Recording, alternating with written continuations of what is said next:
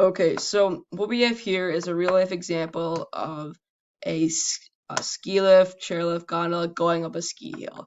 And we're trying to solve for an angle, and that angle is right here. It's right below the person at the top, and we marked it with the Greek symbol theta, because in trigonometry we use this Greek symbol or when finding missing angles.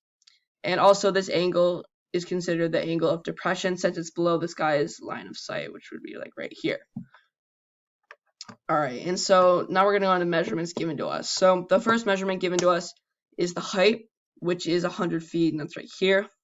And the next measurement given to us is the hypotenuse, or basically the distance from the bottom of basically the ground to the top of the hill, which is 150 feet.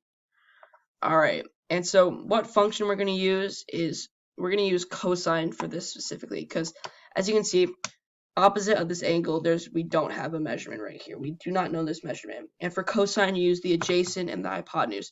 We have the adjacent, which is at 100 feet, and we have the hypotenuse, which is at 150 feet.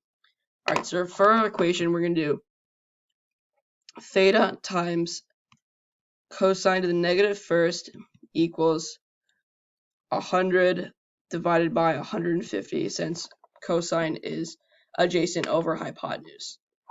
So what we can do now, according to the laws of trigonometry, is take that cosine to the negative first and basically just move to the other side. So we're going to keep the theta right here equals cosine negative 1 times 100 divided by 150.